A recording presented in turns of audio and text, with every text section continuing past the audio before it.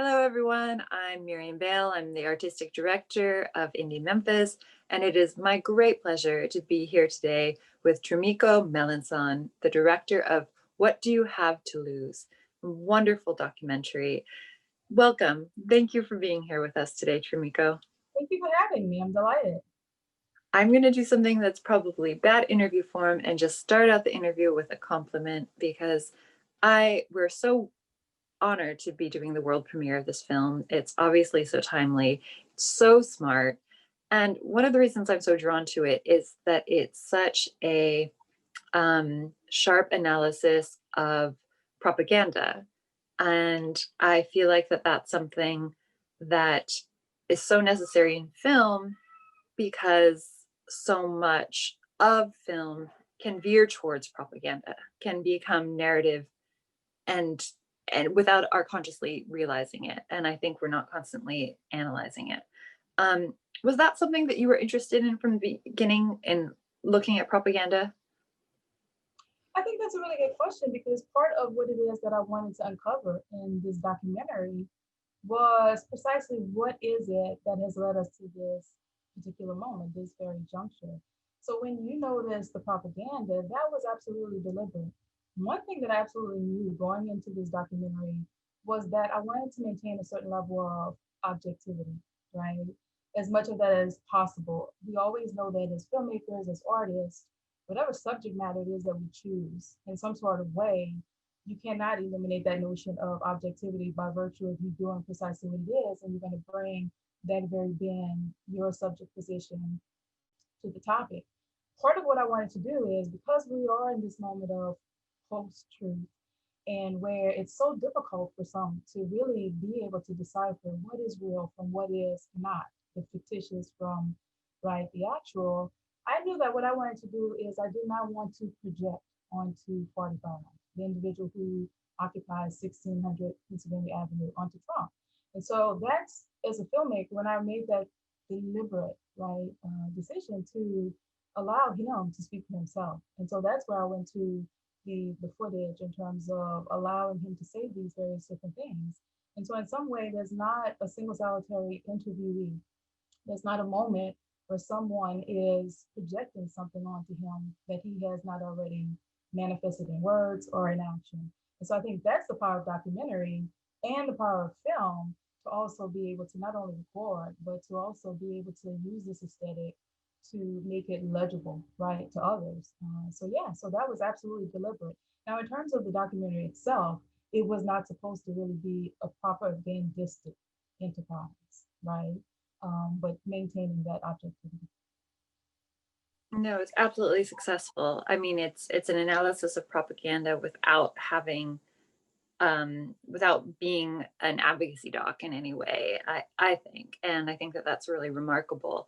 I think that what's so fascinating and kind of scary, though, too, is that you are, as you said, utilizing things he said to his followers. So because media is so divided, we're often seeing, we're not seeing the sort of Fox News clips of his stump speeches in this way. You're talking, you're not only seeing his speeches, but you're hearing, you made the really kind of, I think, bold move to include people who were moved by his message. Can you talk about that?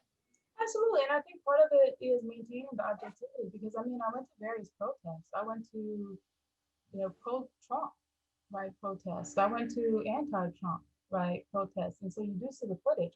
Part of it is enabling us to get some sort of sense of the real moment in which we find ourselves and hearing the various voices. Because what really motivated me is early on, we had people just automatically dismissing Trump supporters and saying, like, oh, they're racist. And it's not to say that you do not have Trump supporters who are racist, right? But the same extent, right, is that you do also have a large, portion of the populace who did vote for him, and it goes beyond just this notion of necessarily having some sort of racist bend or demeanor. And so part of this is getting at that because that really has some sort of bearing on the future of all of our elections, on our democracy, right? We're very partisan. And so part of what I wanted to do is I wanted to approach it in a way that did not really add to and augment a certain type of partisan divide.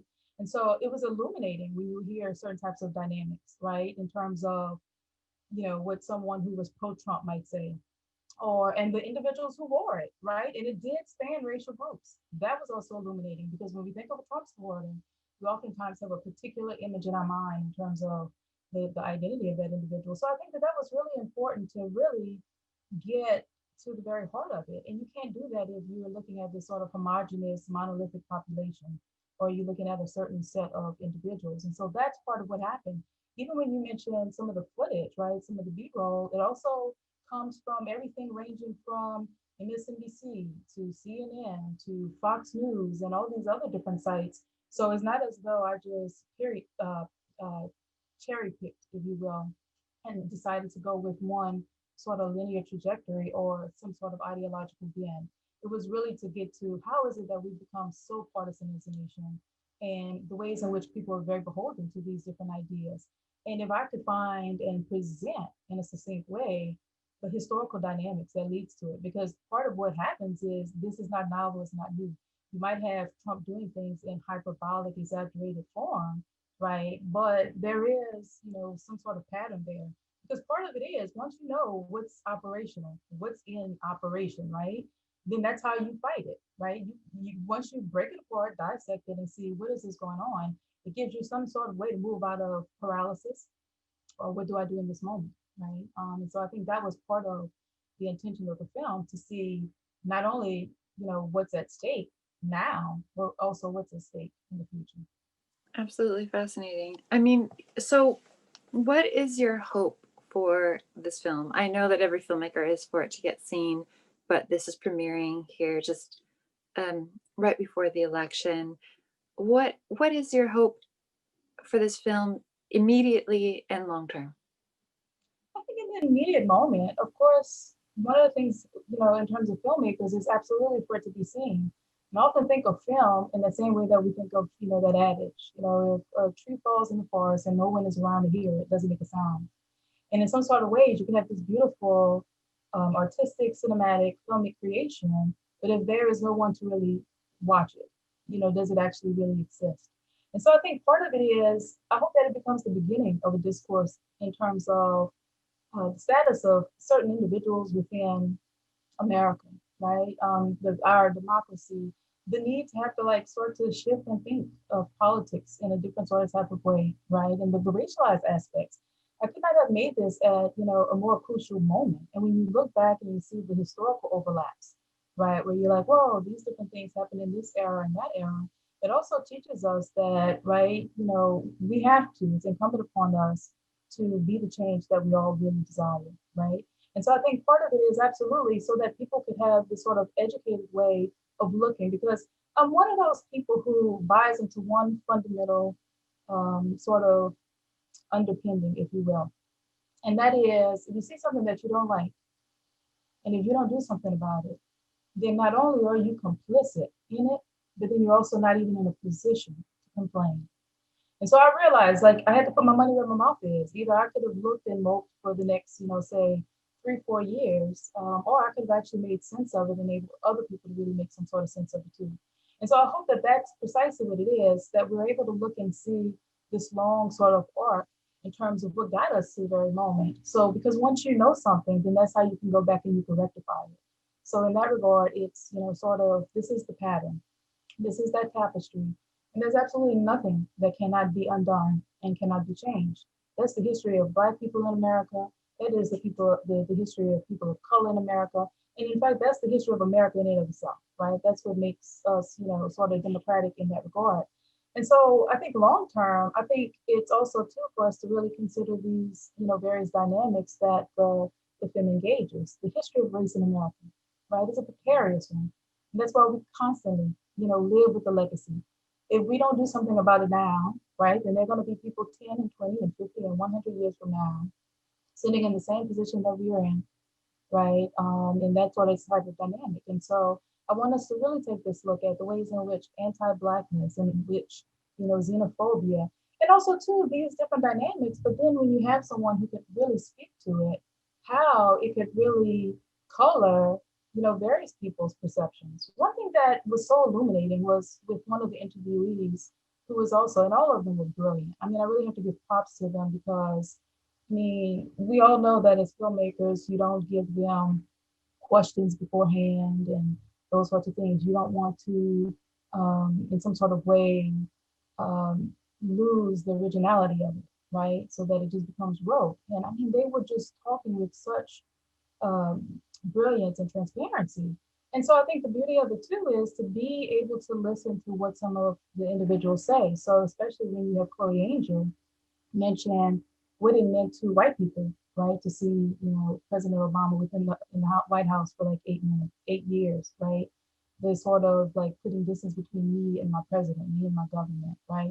When you have, other individuals, whether it's, Jelani mentioning the history of always having backlash. So that's why, when this initially happened, I was not surprised because being a student and a teacher of history and different dynamics, we recognize that at every moment where there is some sort of a degree of progress, right? Um, there is always this backlash. Black progress, right? You see the backlashes and progress in terms of women and marginalizing just, possessed groups. And so part of what I want it to really do is to enable us to really like sit with that and think about the complexity of it so that we really could have this game plan so that we could really move forward. There's a way to rectify this and to not have to be back at this moment. And I think it also goes beyond just, sort of the Trump figure. What becomes really dangerous in some sort of ways is if we are so um, unmoved and desensitized, then think about what it means long term for us as people, as groups, as a society, and especially as a democracy. And so, in terms of what do we have to lose, if you feel as though could deal with this and contend with it in the long term, then if you don't see anything that's absolutely wrong with it, right? Especially as we're thinking, having exceeded over 210 deaths through a pandemic and right, all these other sorts of the violence, that's visualized frame by frame against Black bodies, right? All of these different types of dynamics. If you can sit that through that and there's not a moment in which you don't feel uncomfortable, right? And I hope that people do feel uncomfortable. I hope that they feel so uncomfortable that they're motivated to go and they're motivated to express that in the vote. And not only just do that, and not in just the presidential elections, right? But at every election, at every stage.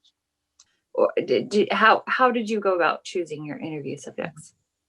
I think part of my being yoked in academia was absolutely would help in that regard, right? So the thing is, you always want people who can speak to certain types of dynamics. And so when I thought about charismatic leadership, Dr. Erica Edwards, I mean, she's written a brilliant book, right, on that specifically. So I absolutely knew I have to get her insight. I mean, everybody from Dr. Jelani Cobb, in terms of what it is that he does, right, and as a historian. So in some ways, some of the individuals I did know, right, from personal experience. And then in terms of doing the work, other people did recommend, certain folk and stuff. But I mean, the real motivation was, it's not like it was just random people, right? It's not like I, walked down in 3 doors from my office. It's just like, hey, you are a historian.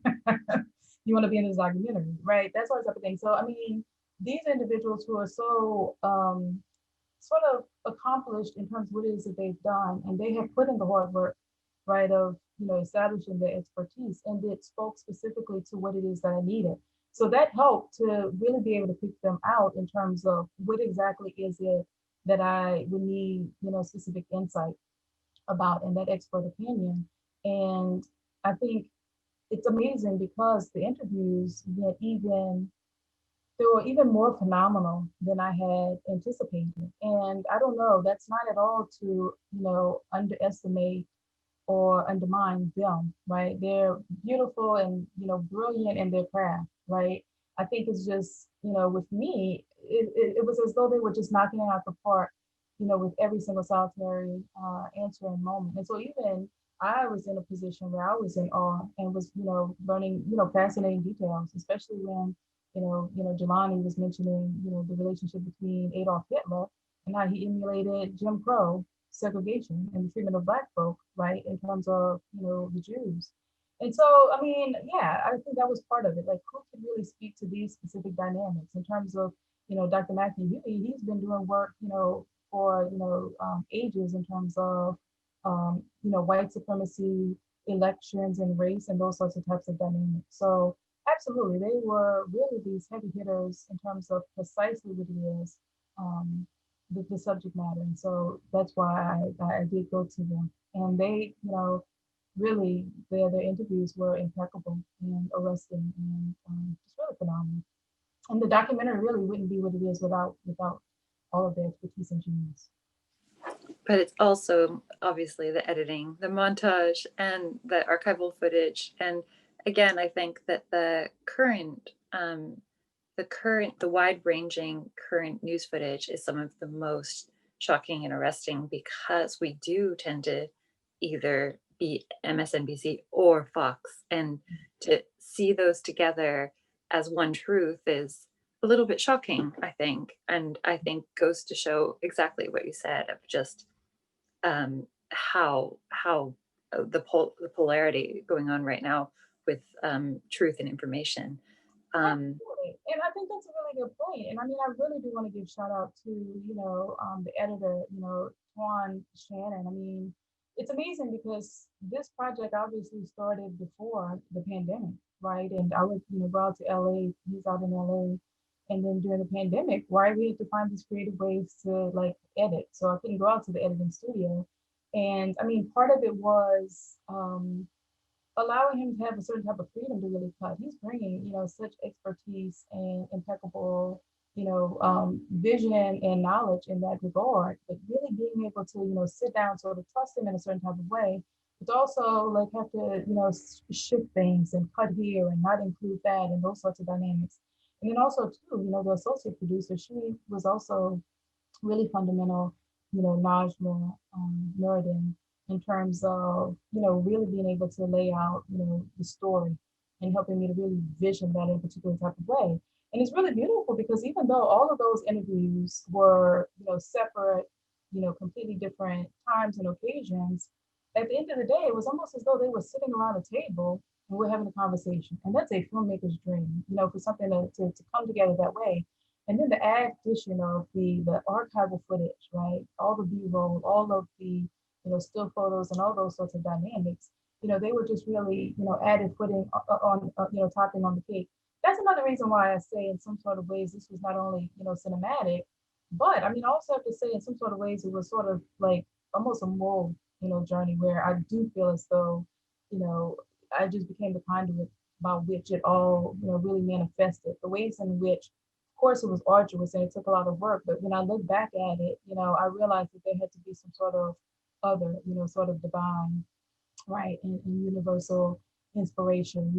That and my muse, right, was also, with me. Right? do you have the subject for your next documentary? I have a number, right, of things in mind. And I think it's really interesting because after I take on, like massive projects, it's always this moment of having to sort of decompress, right? And I think, part of the beautiful thing about, filmmaking is I, become a sponge and I sort of absorb things, which isn't difficult because, I'm a middle child too. Right. And so like that's what we do, right? Like kind of float around. But yeah, and definitely, the next projects will absolutely, deal with this. I specialize in terms of, and I'm totally committed to, gender and race and sexuality, social justice and all these dynamics. And, for me, it's not just being able to know about it, right? If you don't do it in the service of others. And I think it's also coming out of, the sort of Black studies discipline that, I ended up, getting my PhD in, where it's just like, if you're not doing it in service of the people, right, Black folks, humanity in general, then in some sort of ways, I feel like all of that would be in vain. So, yeah, I'm looking forward to, new projects and, those sorts of things. And I'm also hoping, uh, that there is no need for a sequel. For this one. So yeah. I hear you on that. We're all hoping. but if in the worst case scenario, I look forward to your analysis and your insight on that too, whatever that comes next. We're so, again, honored to show the world premiere of this, and I so look forward to seeing more of your films in the future, Trimiko. So Thank you thank you so again. much. And I mean, again, I want to, really express my sincere thanks, the profundity of it to Indie Memphis, right? For really, giving this platform and seeing, really seeing it, right? And so I am, really humbled and enthusiastic about that. And yeah, it's the best premiere. And then you all have, found a way to make premiering something during this really precarious time, right? This moment where you think, hey, you work on this project and then it's going to come out right during a pandemic. And so all the different, ideas that you have, for it, you do have to kind of pivot. And so I really am quite grateful and thankful to you and to everyone who has watched it. And, I just want to send enormous thanks. Oh, thank you again so much.